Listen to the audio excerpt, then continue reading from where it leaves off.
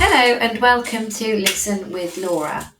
During this short video, I'm going to talk to you about the information that we need for us to do a one-to-one review or pensions report on your behalf.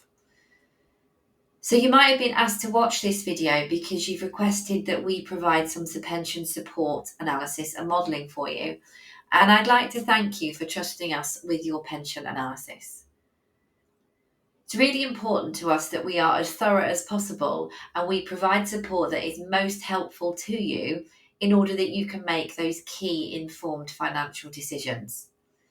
And in order for us to do that, it's really important that we collect relevant information about you, your pay, and your pension position so that we can produce those estimates for you. When you inquired about our support service, you will have received some information from us. And one of those documents you can see on the screen at the moment.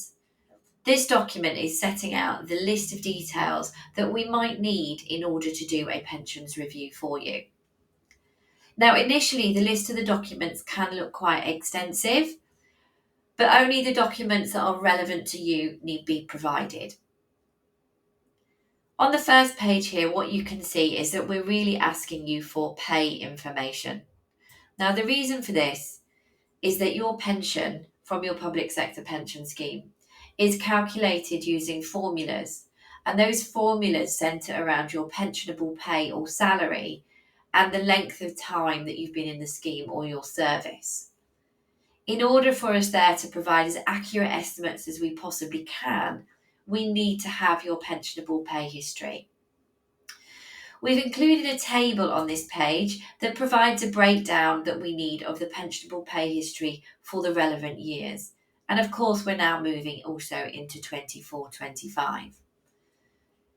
The easiest way to provide us with this information is to provide the March pay slips for each of the years and your most recent pay slip. This will include your pensionable pay and taxable income from your current public sector role.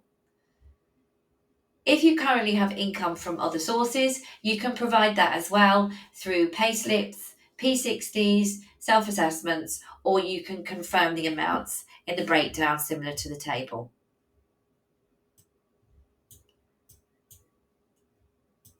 Other information that we need is detailed on the second page.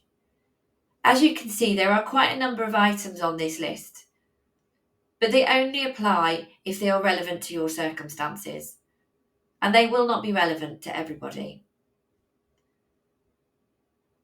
The first item is extremely important, and this is a total reward statement if you are NHS England and Wales, or a benefit statement for any of the other public sector schemes. And ideally, this would be the most recent statement available. This tells us the way in which the pension scheme have calculated your pension benefits, and we can therefore verify this against our own calculations, and so it's an important part of the process that we have this information. Where you are an NHS member, we will also require some additional details. In particular, those of you who are Scottish NHS, which is the SPPA, we will need you to contact SPPA to ask them very specifically for a breakdown of your pensionable pay and service by scheme year. And a scheme year is the 1st of April to the 31st of March. If you are a member of the NHS in England and Wales, we will also need similar information, but they do helpfully provide this in one document called a service extract. If you can therefore request this service extract, this can be provided in its place. We also need for everybody clear details setting out what help and support you would like from us. So for example, do you want pension estimates at certain ages? Do you want to look at partial retirement options? Do you want to look at reducing your working hours and so on? This will help us formulate the options that we look at within your pension report.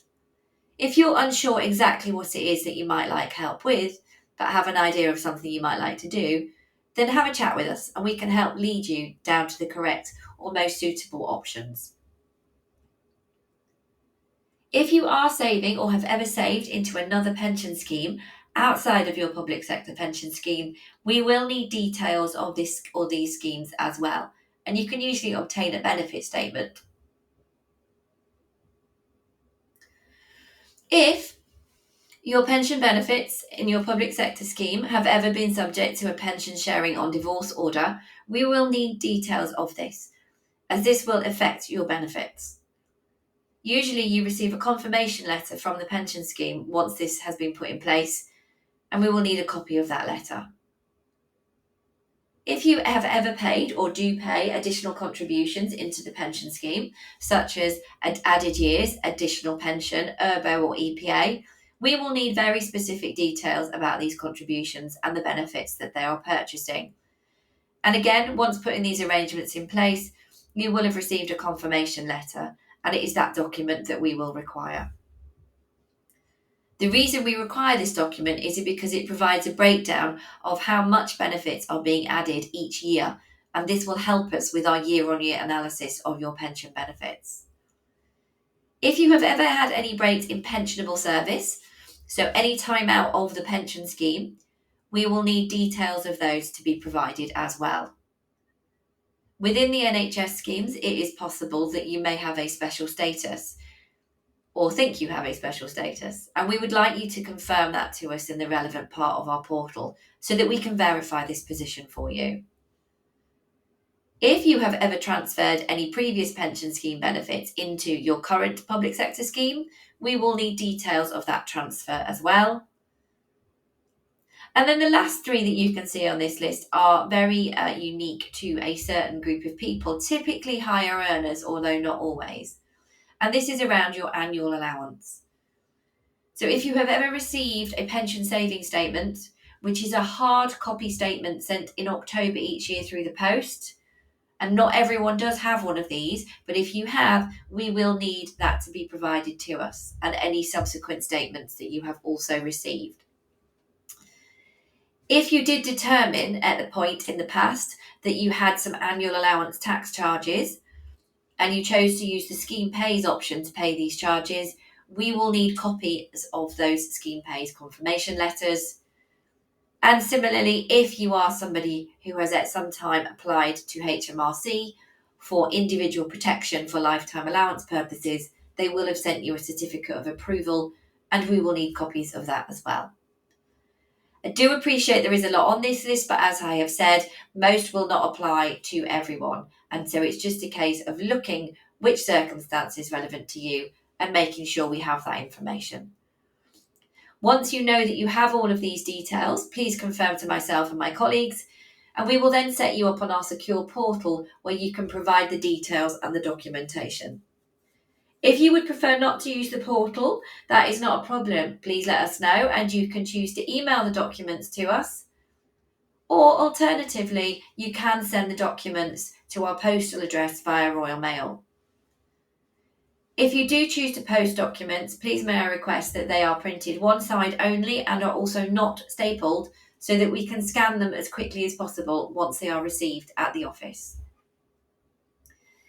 If you are unsure or you are unable to obtain some of the documents, please do continue to communicate with us, and we will see if we can help where we can. In some circumstances, if we have some of the information but not all of it, it may still be possible to complete your review. However, if information is missing, it will mean that we cannot continue, or it might impact on our ability to provide certain information to you. You are trusting us and paying for this service, and obviously we would like to provide you with the best support as possible.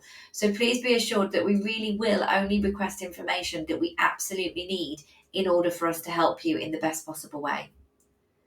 Thanks for watching. I hope that makes it all much clearer for you, but please do get in touch if you need anything else.